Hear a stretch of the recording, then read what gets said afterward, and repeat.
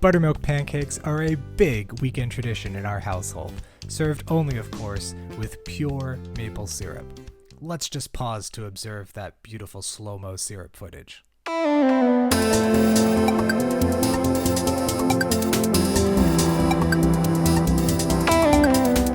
Alright, enough of that. In this video, I'm going to show you how to make your own homemade pancakes with a recipe that wins every time. To make these pancakes, you will need the following ingredients. 2 cups of all-purpose flour, and always make sure to have a sifter to sift your flour for the best results. 1 teaspoon of salt. 3 tablespoons of sugar. 1 teaspoon of baking powder. Half a teaspoon of baking soda. 2 eggs. And 2 cups of buttermilk. You should be able to find buttermilk in the dairy section at your local grocery store. You'll also need about 3.5 tablespoons or so of melted butter. Here I'm just melting the butter on top of the stovetop, and once it's melted I let it cool down a little bit before adding it into the batter that we're about to make. You'll also need some additional butter for when we actually grill the pancakes, and so it's best just to leave the extra stick of butter lying around, which we'll come back to and use later for grilling.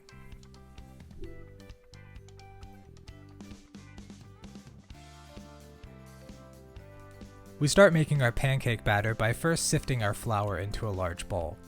It's always important you sift your flour before making any baked goods. It helps end up with a much smoother product, and also filters out any small particulates that might be in the flour or other contaminants that might have found their way into the flour.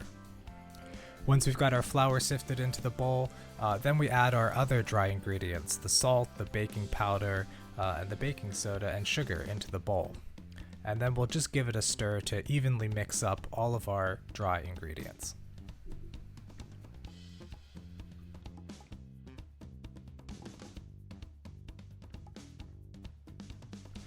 Continuing with our batter preparation, we're now going to mix together our wet ingredients.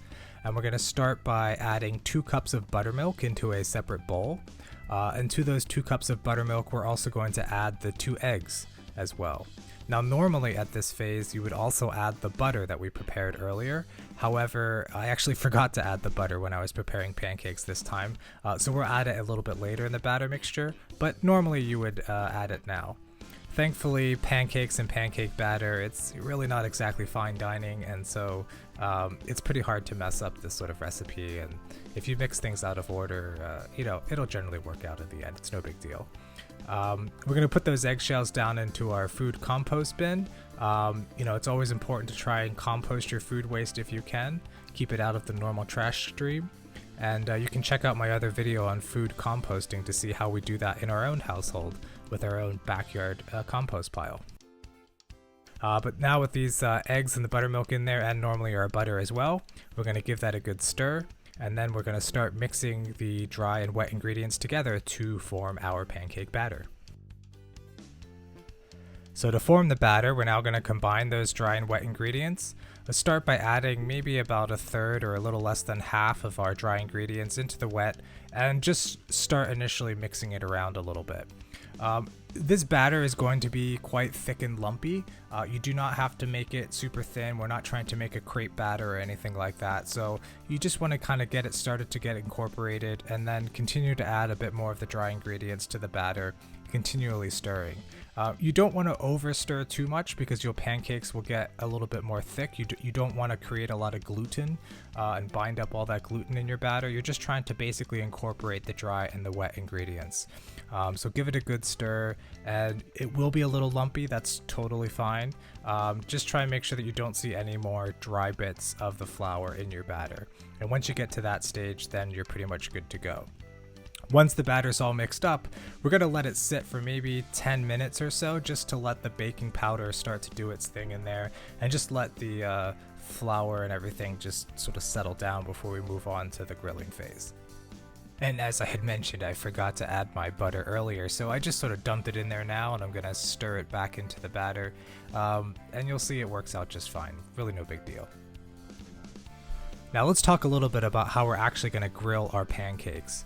Ideally, you grill your pancakes on some sort of griddle. Restaurants are going to have the really large griddles where they do all the short order cooking on. Most people, ourselves included, don't have something like that at home. Our particular range does have the ability to slot in a small griddle into the center burner section, and so that's what we use. If you don't have something like that, you could use a large frying pan. That works perfectly well for grilling one pancake at a time. Also, you could use an electric griddle of some sort, but really a large flat hot surface is really what you're going for here. So we're going to use this center griddle that we have on our range and fire it up, and usually I put the heat around somewhere in the middle of the range that we have on that griddle in order to get the right amount of heat. Now, in order to start grilling, I first put a little bit of pat of butter onto the hot metal, and then very briskly with a paper towel just rub that all over the surface so we get a really good even coverage of butter on the surface. That's really important, otherwise your pancakes are going to stick and it's just going to be a big mess. We're then just going to scoop out 2 generous portions of the pancake batter onto the griddle. And this batter is quite thick, so sort of use the spoon to spread it out a little bit into a roughly circular shape.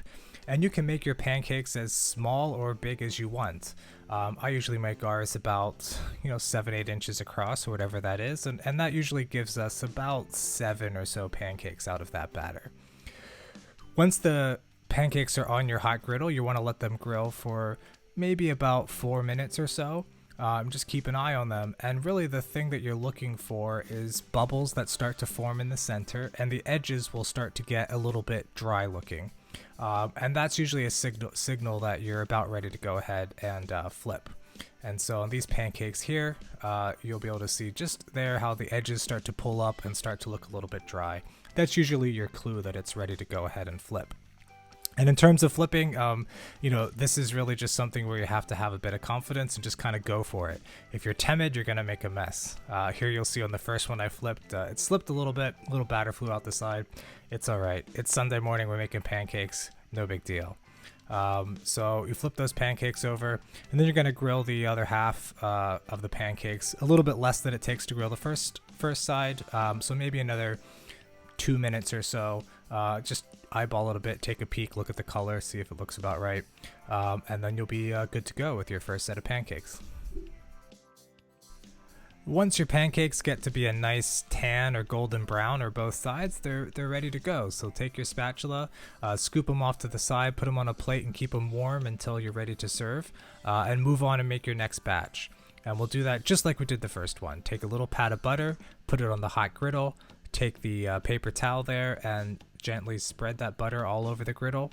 It's very important you re-butter the griddle every time between each batch, so that your pancakes don't stick to the surface, and it gives that nice little buttery glaze on the top of the pancakes each time. And we'll just repeat the same process again. Scoop out our pancakes, spread it out into roughly a circular shape, and then again, about 4 minutes on each side. Look for the bubbles in the middle, look for the slightly drying edges around the side and the pancake just curling up a little bit around the side. Flip them over and we'll have our next batch. And just keep doing that until you run out of batter. And then call everybody downstairs and get ready to enjoy a fantastic breakfast. And that's really all there is to it. We usually pair our pancakes with scrambled eggs, yogurt with fruit and some honey, coffee, tea, and other breakfast favorites, and it's a real weekend tradition for us in our household. And remember, always pair your pancakes with fresh maple syrup. Only real maple syrup on your pancakes. That's it for this video. If you like this video, please subscribe to get notified of future cooking and gardening videos on this channel. Thanks, and see you next time.